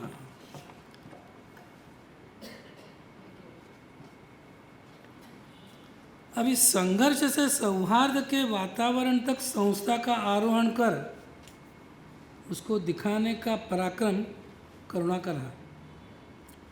सौहार्द के रिश्ते तो तब बनते हैं जब कार्यकर्ताओं के सुख दुख में संयुक्त परिवार के कर्ता को समरस होना पड़ता है। उनके स्वभाव दोष पेट में बचाने पड़ते हैं, पर साथ साथ जिस विचार के लिए संस्था बनी है उस विचार निष्ठा को आँच न आए इसका भान भी रखना पड़ता है। क्षमाशीलता नर्चर करनी ही पड़ती है। करुणा ने ग्राम सेवा मंडल को संयुक्त परिवार का रूप दिया। सौहार्द के साथ अनुशासन रुझाने का प्रयास किया। ग्राम सेवा मंडल ही नहीं, अन्य सिस्टर इंस्टीट्यूशंस और मेंटर इंस्टीट्यूशन बोल रहा हूँ। जब मैं मेंटर बोलता हूँ तो मैं ब्रह्म विद्या मंदिर भी बोल रहा हूँ, से सौहार्द निभाते हुए उनकी लायबिलिटीज़ खुद पर ओढ़ ली, उसे एक सामाजिक कर्तव्य माना। अब प्रेम के साथ पीड़ा आती ही है। करुणाग्रस्त करुणा को पीड़ा से गुजरते मैंने देखा। उसके भोलेपन के लिए मेरी डांट उसने कई बार खाई है। भावना प्रधान व्यक्ति को व्यवहार कुशल होना बड़ा कठिन होता है, वह उसकी कमजोरी भी मानी जाती है। करुणाग्रस्तता के लिए इतनी कीमत तो चुकानी पड़ती ही है। ब्रह्म विद्या मंदिर की तो आखिर बेटी थी ना वो, तो उतना तो सीखेगी। करुणा के जीवन का दूसरा आयाम ये उसकी विचार निष्ठा और व्यवहारिकता के बीच चलने वाला टग ऑफ वॉर था, रस्सा खींच थी। यह उसके कुटुंब में भी मैंने देखा है। वसंत की विचार निष्ठा को सहज स्वीकार करते हुए दैनंदिन जीवन में व्यावहारिकता से उसे जोड़ना तार्किक कसरत थी। परस्पर सौहार्द को प्राण तत्व मानने वाले व्यक्ति को अग्नि परीक्षा से गुजरना पड़ता है। बदलते युग के साथ व्यावहारिकता के नाम पर विचार निष्ठों को कॉम्प्रोमाइज न करने का वसंत का स्वभाव, व्यवहार में सौहार्द पर आंच न आने देने की पीड़ा से गुजरने लगाता है। उस पीड़ा को मैंने देखा। इस कबड्डी में बफर बनी करुणा को मैंने अनुभव किया है। विचारों के प्रति आदर के कारण विचार निष्ठा को निभाते हुए सौहार्द न टूटे, इन दो पाटों के बीच पिसने वाली करुणा मैंने देखी।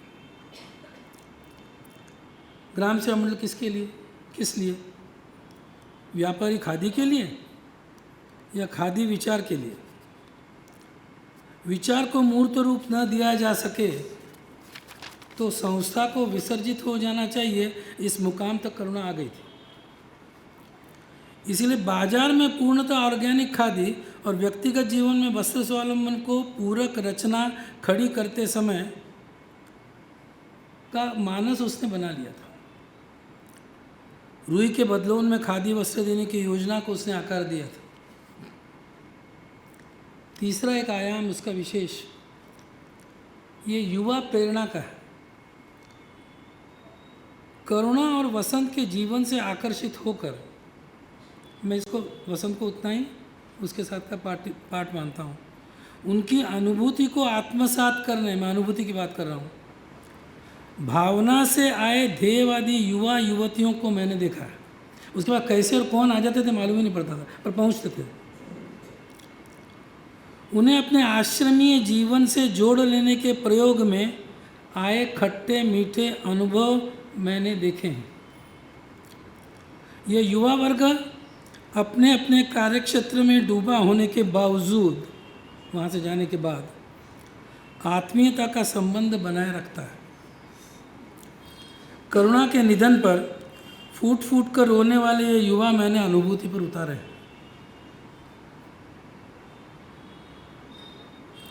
अपनी जीवन निष्ठा से उभरा यह एक नई तालीम का प्रयोग ही था।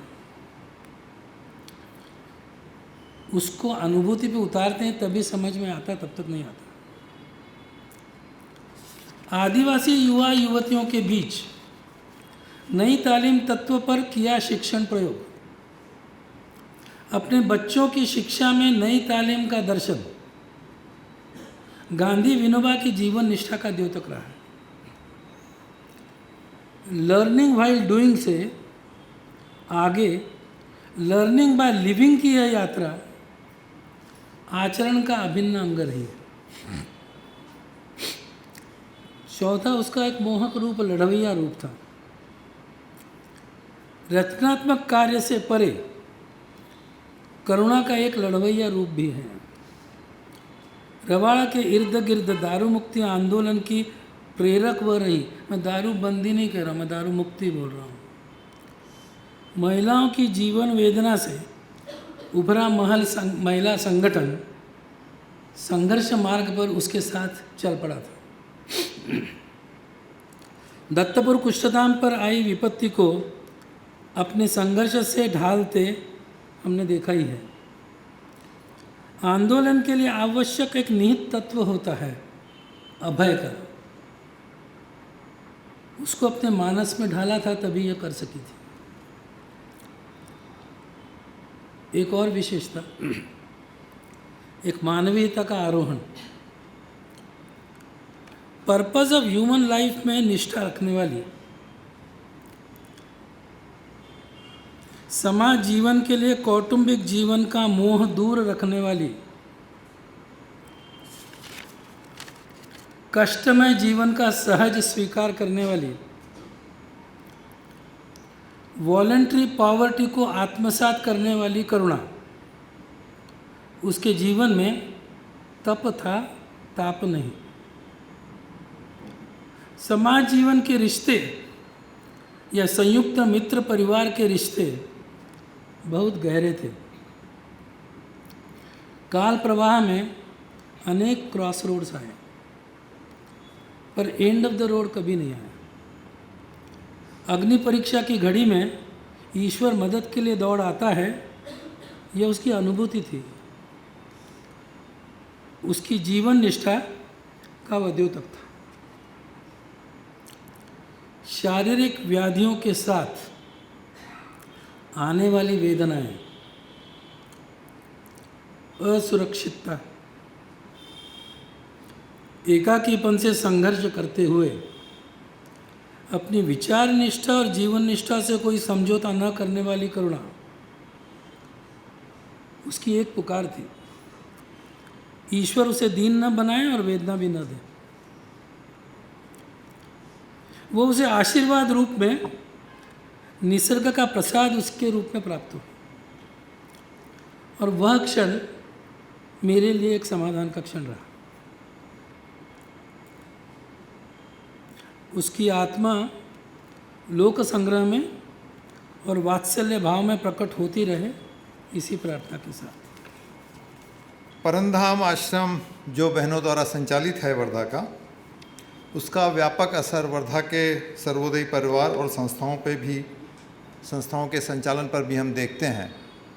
मगन महिला आश्रम क्या मामी जी का हो, मगन संग्रहालय हो, ग्राम सेवा मंडल हो, आनंद निकेतन विद्यालय हो, और सेवाग्राम आश्रम की भी प्रमुख जो हैं वो महिला ही हैं। ऐसे में अपने परिवार की जवाबदारियों के साथ में संस्था की जवाबदारियों को संभालना, उसके लिए समय देना, परिवारजनों के लिए भी समय निकालना एक बड़ी बात होती है। और फिर संस्था पे कोई संकट की घड़ी जो सिर्फ आर्थिक ही नहीं राजकीय भी होती है, उस समय सब साथ मिलकर अधिक सक्रियता से अधिक काम करते हुए उन समस्याओं का हल ढूंढती हैं। और ऐसी ही अनुभव को अपने से साझा करने के लिए मगन संग्रहालय की प्रमुख विभा दीदी को मैं यहाँ आमंत्रित कर रहा हूँ, वो अपनी भावना हमसे साझा करें। विभा दीदी। मैं शायद कुछ बोल ही नहीं पाऊँगी, क्योंकि सब कुछ बहुत ताज़ा और मेरे लिए बहुत दुखमय है।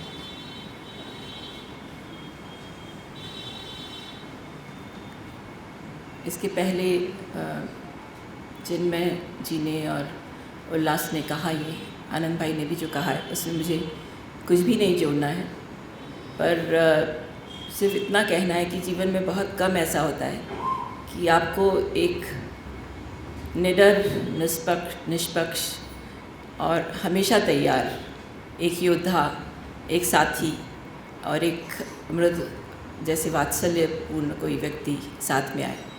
तो मेरे लिए करुणा का मिलना एक दर्शन था, एक बहुत ही अलग अनुभूति रही मेरे लिए। पूरे 2 साल 2.5 साल जब हम लोगों ने बहुत साथ मिलकर काम किया, मैंने ऐसा व्यक्तित्व नहीं देखा है। पर इस समय शायद मैं बोल ही नहीं पा रही हूँ, अंदर से मुझे सिर्फ रोना इसलिए आ रहा है कि कैसे वो हाथ से कोई फिसल जाता है, कैसी कोई चीज़ रहते रहते गुम हो जाती है। ये इसका दुख मुझे बहुत ज़्यादा है इस समय, इसलिए शायद मैं बोल नहीं पाऊँगी, पर वो मेरी बहुत ही अच्छी जोड़ीदार रही और वो कुछ और थी।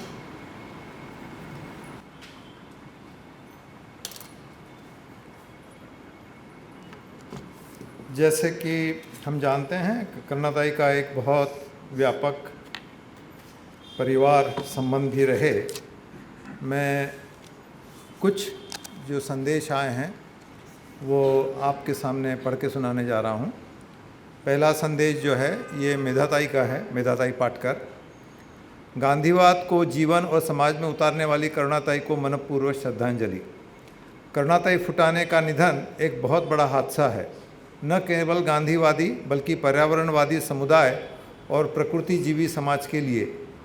नहीं कमज़ोर, नहीं डरपोक, ऐसी निडर गांधीवादी जीवन प्रणाली से कटिबद्ध करुणाताई ने अपने पति वसंत फुटाने जी के साथ विदर्भ में जैविक खेती का आदर्श खड़ा किया था और वर्धा में गांधी संस्थाओं के परिवेश में अपना कार्यस्तंभ हरदम ऊंचा रखा था। करुणाताई ने लॉकडाउन में खादी के झंडे नहीं बनाने देने वाली साजिश की पोल खोली, लेकिन महारोगी समिति का कुष्ठ रोगी आश्रम और भूमि हड़पने वाले धर्मांध संस्था के व्यक्तियों के खिलाफ हम सबके साथ मिलकर विभा गुप्ता जी को सहयोग दिया था। ऐसी विपरीत राजनीति के सामने आवाज़ उठाने वाली करुणाताई सत्य अहिंसा के साथ सत्याग्रही बनकर ही पेश आती थीं। खादी के साथ साथ समता, सादगी, स्वावलंबनवादी जीवन प्रणाली को स्वयं अपनाने वाली गांधी जी के हर संदेश को स्वयं के जीवन में ही नहीं समाज में उतारने के लिए आखिरी क्षण तक कार्यरत रही करुणाताई को मनपूर्वक श्रद्धांजलि। मेधा पाटकर। ये पत्र है ज्योति महापसेकर जो स्त्री मुक्ती संघटना की अध्यक्ष रहे। ग्रामसेवा मंडळाच्या अध्यक्ष आणि महारोगी समितीच्या उपाध्यक्ष करुणाताई फुटाणे यांच्या आकस्मिक निधनाचे वृत्त वाचून दुःख झाले। वर्ध्यातील शून्य कचरा प्रकल्पाच्या निमित्ताने स्त्री मुक्ती संघटना गेली 5 वर्षे ग्रामसेवा मंडळाच्या आवारातून काम करीत होती। करुणाताई आम्हाला आमच्या कामात संपूर्ण सहकार्य करीत होत्या।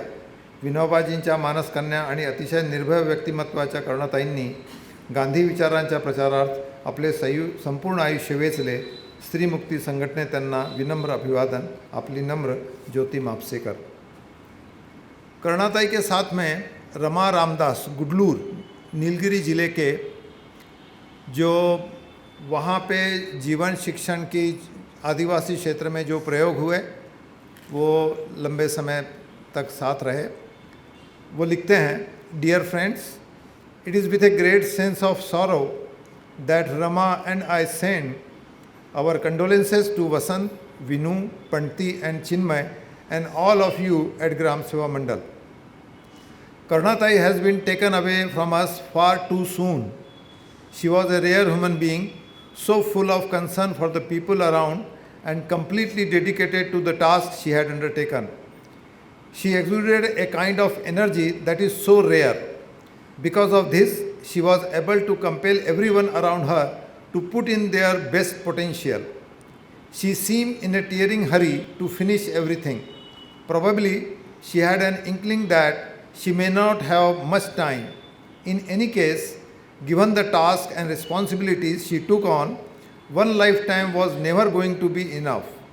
The house in Rawara, where we spent quite a lot of time, was a classic example of what is possible if one had the vision and willing to work it with. Both Karunatai and Vasant Dada were instrumental in creating that atmosphere there. They were able to pass this dedication on to their 2 sons too. We learned so much from her. Karuna was a simple and hard-working person. In spite of her ailing health, she held on to her belief, showing us that courage really means. We sent family and friends to be with her and learn from her. We will always hold her dearly in our heart. In whatever way possible, we will always take her vision forward. Rama Ramdas Gudalur. इसके बाद ग्राम सेवा आश्रम मेतपुर हापुड़ से हैं। Respected, we are deeply grieve to hear the sudden demise of Sushri Karunatai, chairman of Gram Seva Mandal Gopuri Wardha. We would like to express our deepest condolences during this sad situation. Let's pray from God to give the strength to her family to bear this irrecoverable loss. We would honor her memory by remembering her successful life and career. Kindly count on us for the smallest help that you need. We will be obliged to be of use to you. May God rest her soul in peace. Om Shanti Shanti. Bhumesh Sharma, सचिव, खादी सरंजाम कार्यालय अहमदाबाद. सुश्री करुणाताई फुटाणे, अध्यक्ष ग्राम सेवा मंडल गोपुरी वर्धा यांचे बुधवारी दिनांक 3/8/2023 रोजी हृदयविकाराने निधन झाले. हे ऐकून अत्यंत वाईट वाटले. परम कृपालू परमात्मा त्यांच्या आत्म्याला परम शांती अर्पो ही प्रभूच्या प्रार्थना.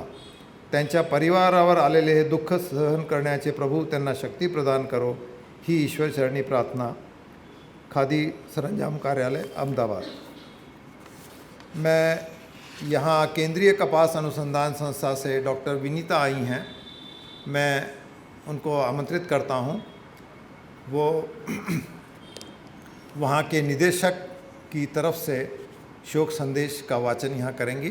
डॉक्टर विनीता. ओम शांती. केंद्रीय कापूस अनुसंधान संस्थेकडनं मी डायरेक्टर साहेबांचा मेसेज घेऊन आले आहे. एक्चुअली कपास के साथ उनका बहुत ही नज़दीकी संबंध था. करुणा मैडम के साथ हम पिछले 7 से 8 सालों से बहुत ही नज़दीक से हम काम कर रहे थे और पर्टिकुलरली मुझे उनके साथ काम करने की संधि मिली. मैं समझती हूँ कि ये मुझे भगवान की तरफ से या ईश्वर की तरफ से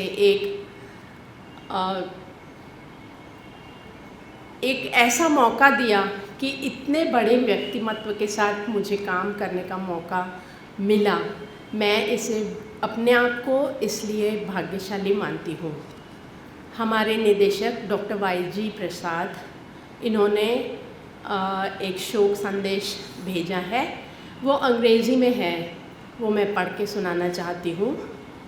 on behalf of ICR Central Institute for Cotton Research, I want to express my deepest sympathies to late Srimati Karuna Futane Madam's family on her sudden demise on August 3, 2023.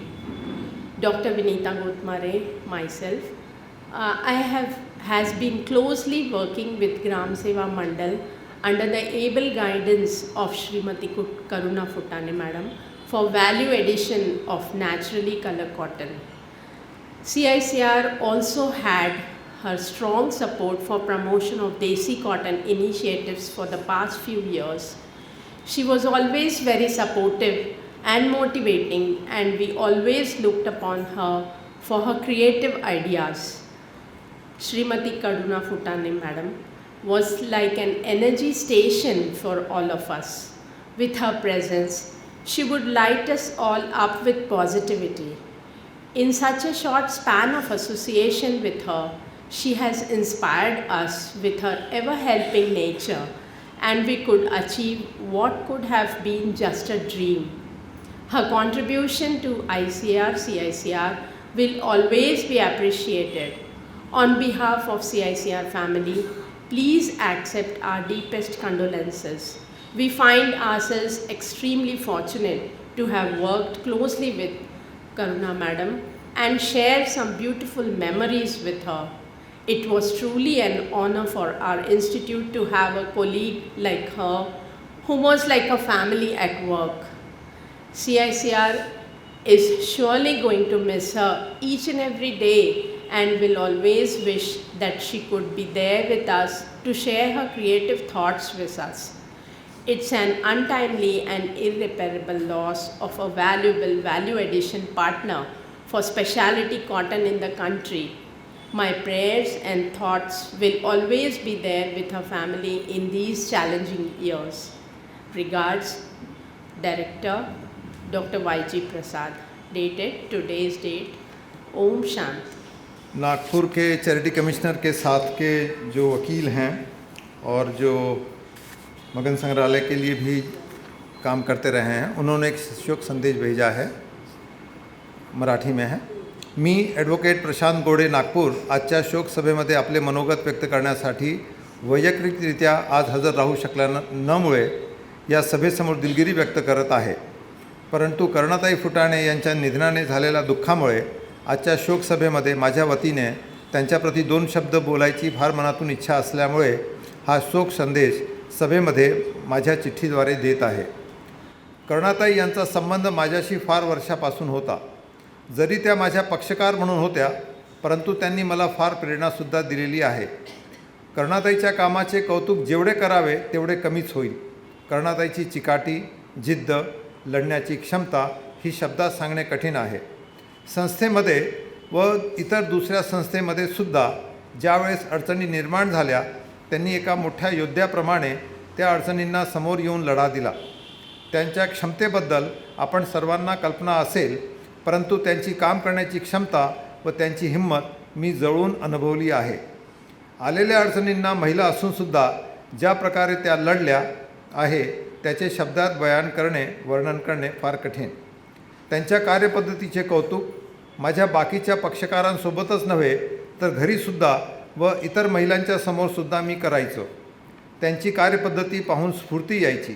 काही कायदेशीर अडचणी असताना त्या हर वेळेस मला फोन करायच्या आणि कितीही बिझी असताना त्यांचे उत्तर द्यायला मला फार आवडायचे. वकील माणूस म्हटला की तो व्यवहारी असतो. करुणाताईचा फोन आला की मी वकील व्हायचं भान विसरून जायचं व त्यांच्याशी तासनतास बोलत राहायचं.